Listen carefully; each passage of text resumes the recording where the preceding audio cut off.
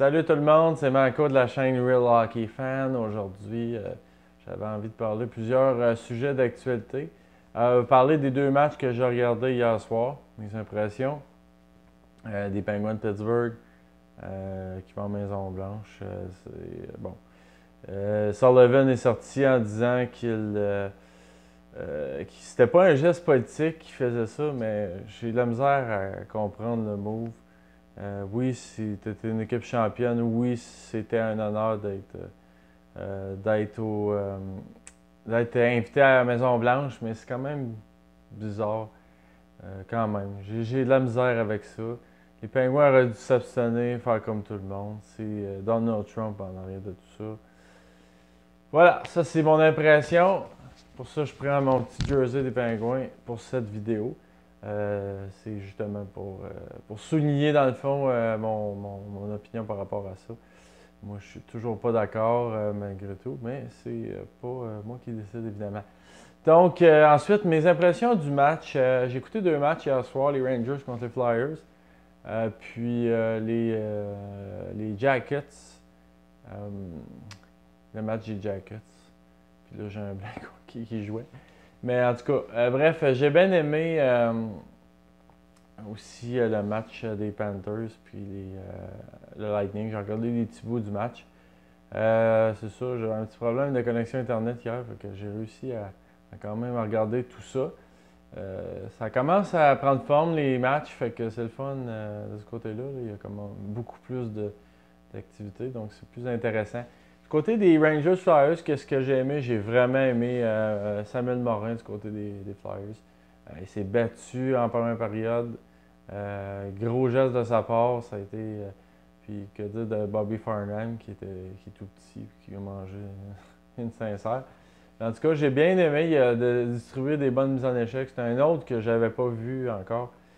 Puis je pense qu'il pourrait faire l'équipe des Flyers. Il y a Sanheim aussi avec les Flyers, Travis Sanheim, qui pourrait également faire l'équipe. Mais de mon côté, j'ai bien apprécié le travail de Morin. David Desharnais, étonnamment, il fait son bonhomme de chemin, puis il pourrait lui aussi facilement être dans les plans de l'équipe. Troisième, quatrième trio, il a joué un gros match quand même. Donc, ça, c'est mes impressions. Puis, du côté des Jackets, il y a Pierre-Luc Dubois qui a ramassé son troisième but du camp. Lui, il a été impliqué assez.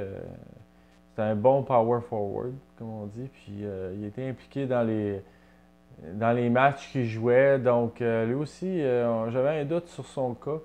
Je me disais, bon, il va dessus. Parce que les Jackets sont quand même sortis assez tôt l'an passé. Puis, c'était quand même un troisième joueur total.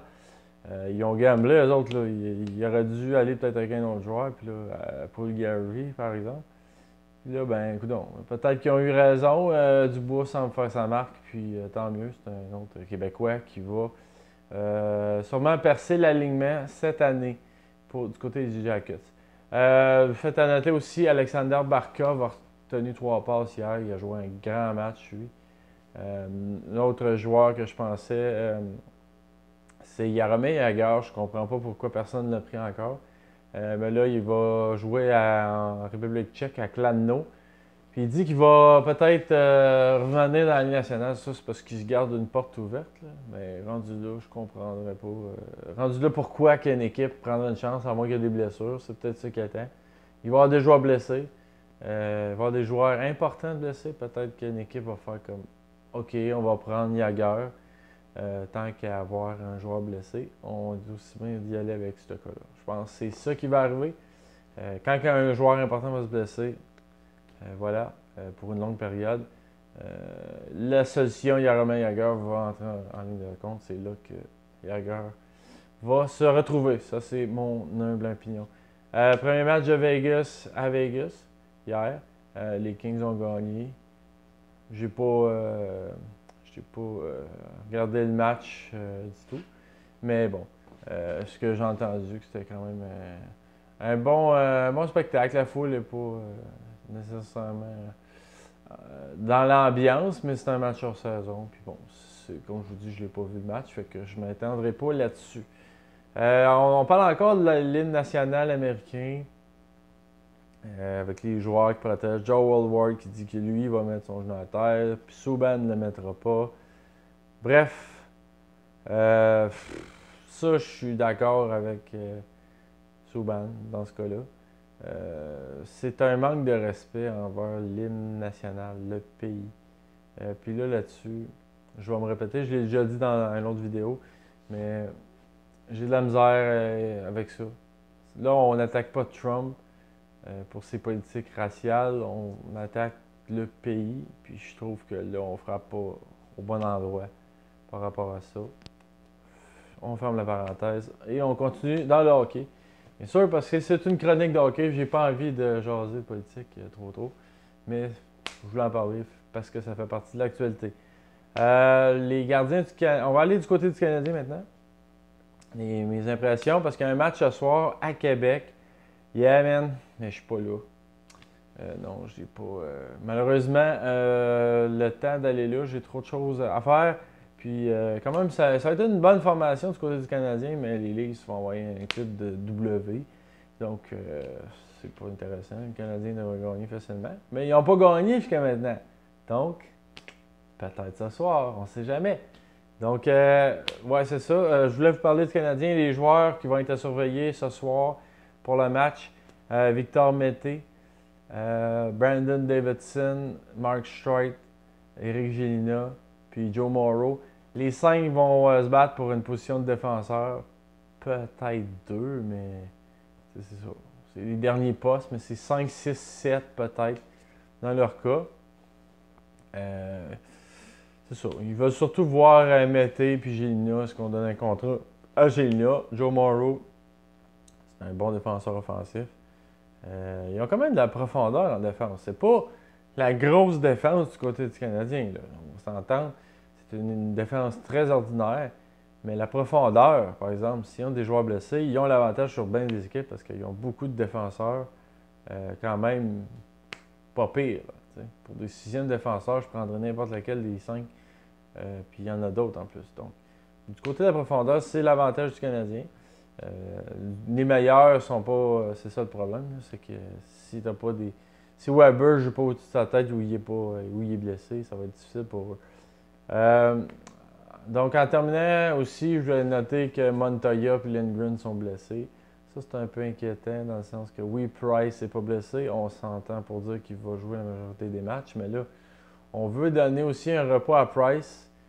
Puis là, on a 2 gardiens qui sont blessés. Sont-ils blessés gravement? Je ne crois pas. Montoya s'est blessé dans l'entraînement aujourd'hui. Puis Lindgren s'est blessé lundi. Donc, voilà, c'est un peu inquiétant. Foucault, es-tu prêt? Je pense pas. Foucault être prêt pour la Ligue nationale. Donc, c'est peut-être sa chance, par contre. Ça, c'est la chance de Foucault peut-être d'exceller. Soit auxiliaire à Montréal ou soit on le voit plus comme à Laval. Mais bon, c'est ça. S'il y a des blessés, ça va tout changer. Disons. Donc voilà, c'est ma chronique, si on veut, d'actualité aujourd'hui. C'est ça, j'en ai pas fait hier parce que j'ai eu un problème d'Internet. Mais je vais quand même vous présenter. Je l'ai faite, là, mais j'ai juste pas pu la poster hier. Donc, je vais vous la poster. De toute façon, vous allez la voir avant celle-là. Puis, c'est ça. Je m'excuse encore du délai, mais c'est des choses que je ne peux pas contrôler dans ce cas-là. Donc, un petit problème technique. Donc, comme d'habitude, commentaires, opinions en bas. Petit pouce vers le haut si vous aimez ça. Partagez à tout le monde si vous aimez ce que vous voyez. Donnez-moi vos commentaires là, si vous aimez ça, pas, en tout cas. Puis, c'est ça. Puis, fait que dans le fond, je vous remercie encore beaucoup d'avoir écouté mon vidéo. Puis, j'espère que vous allez être là pour les prochains. Abonnez-vous à ma chaîne pour avoir plus de contenu. Si vous êtes sur Facebook, cliquez sur la vidéo. Vous allez arriver sur mon lien YouTube. Ou sinon, sur ma page YouTube, dans la section à propos, vous avez le lien pour ma chaîne directe. Donc, si vous voulez voir toutes mes vidéos, puis si vous voulez voir un peu ce que je fais, comme je vous dis, c'est du lundi au jeudi. J'essaye de respecter ça vers les 6 heures.